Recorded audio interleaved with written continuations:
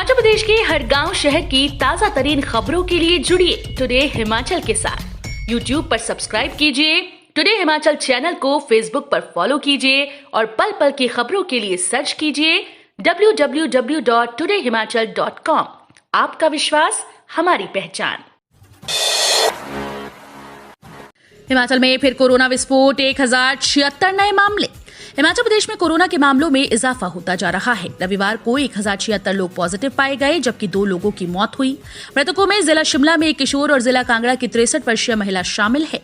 प्रदेश में एक्टिव मरीजों का आंकड़ा 11,000 पहुंच गया। अवकाश के चलते रविवार को प्रदेश में 5,562 लोगों की सैंपलिंग हुई।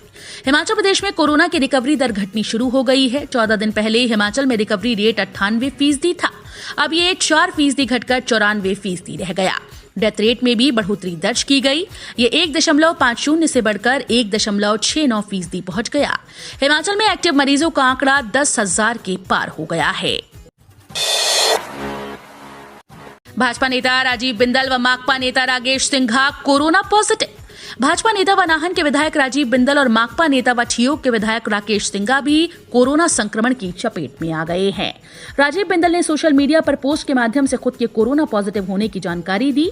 उन्होंने लिखा कि हल्का बुखार होने पर आज मैंने अपना कोरोना टेस्ट करवाया और मेरी रिपोर्ट पॉजिटिव आई। आप भी अपना बहुत ध्यान रखें। वहीं माकपा नेता राकेश सिंघा ने फेसबुक पर लाइव आकर खुद के कोरोना पॉजिटिव होने की जानकारी साझा की।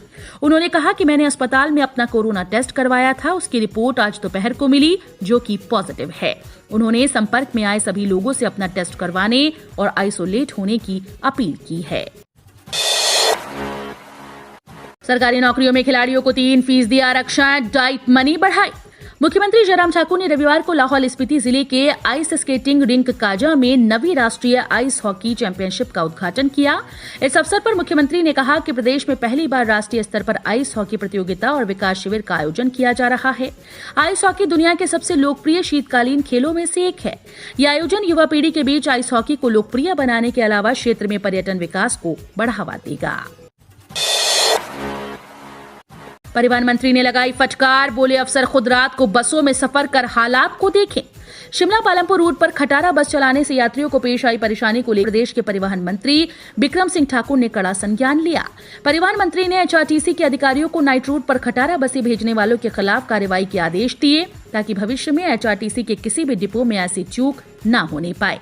परिवहन मंत्री ने कहा कि अगर सर्दी के मौसम में नाइट रूट पर पुरानी बस चलाएगी तो उसमें सवारियां क्यों बैठेंगी।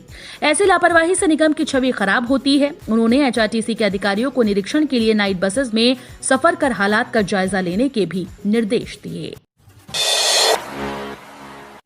सरकारी स्कूल्स में अब बच्चे करेंगे ब्रेकफास्ट, दूध और अंडे से होंगे स्ट्रॉन्ग। हिमाचल के सरकारी स्कूल्स में बच्चों को अब दूध, अंडा और ब्रेड भी मिलेगा। बच्चों को मिड डे मील के साथ ही अब ब्रेकफास्ट देने की तैयारी भी की जा रही है। इसके साथ शिक्षा विभाग ने एक बार फिर से केंद्र से इस प्रोजेक्ट को मंजूरी के लिए प्रस्ताव भेजने का विचार किया। 16 फरवरी को केंद्र के साथ समग्र शिक्षा और प्रारंभिक शिक्षा विभाग की प्रोजेक्ट अप्रूवल बोर्ड की बैठक होनी है। इस बैठक में स्कूल से जुड़े विभिन्न प्रस्ताव पर चर्चा होनी है और इसके साथ ही इन प्रोजेक्ट के लिए बजट भी मिलना है। ऐसे में प्रारंभिक शिक्षा विभाग भी अब दोबारा इस प्रोजेक्ट को केंद्र को मंजूरी के लिए भेजेगा। पिछले साल भी विभाग ने पीएबी के साथ इस प्रोजेक्ट को चर्चा के लिए लाया था, लेकिन कोविड के बीच ये प्रोजेक्ट लटक गया और इसे मंजूरी नहीं मिल सकी। 108 और 102 एम्बुलेंस सेवाएं बंद होने से मरीज परेशान, कई कर्मियों की नौकरी भी खतरे में।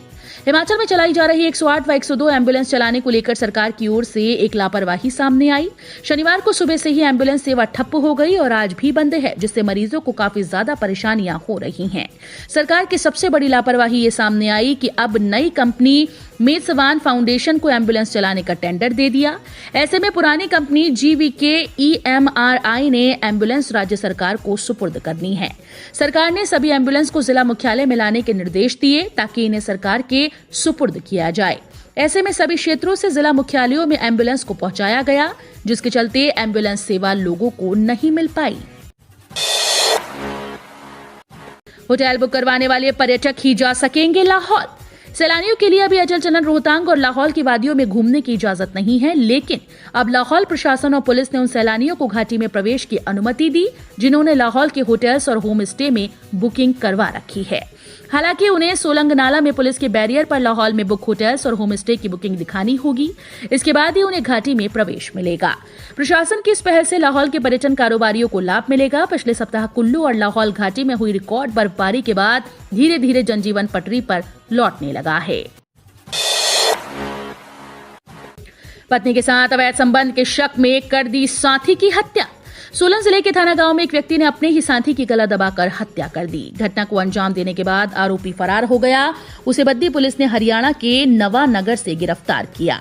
आरोपी बद्दी से यूपी जाने की तैयारी में था। आरोपी ने पत्नी से अवैध संबंध के शक में इस वारदात को अंजाम दिया।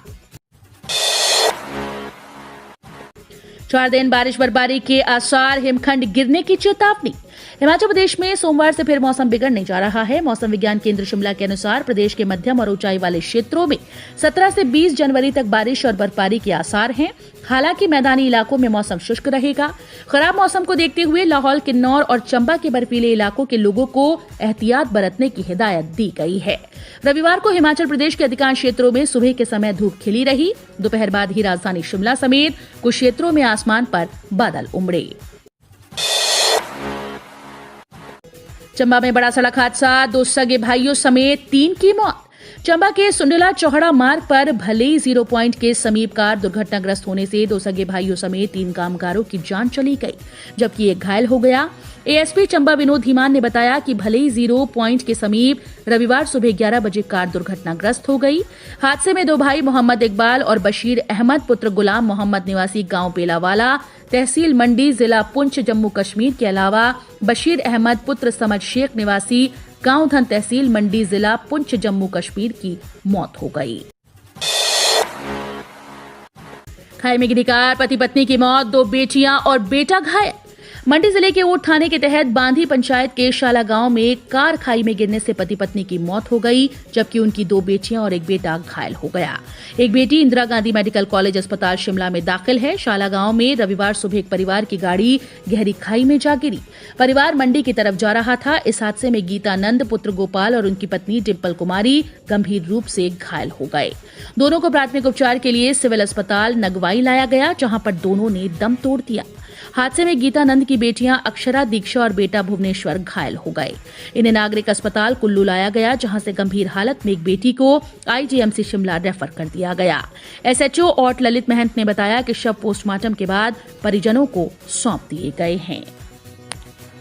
तो ये थे हिमाचल प्रदेश से जुड़े हुए आज के ताजा तरीन समाचार। उम्मीद करते हैं आपको जरूर पसंद आए होंगे। थोड़े से भी पसंद आए हो तो चैनल को सब्सक्राइब और वीडियो को लाइक करना बिल्कुल ना भूलें।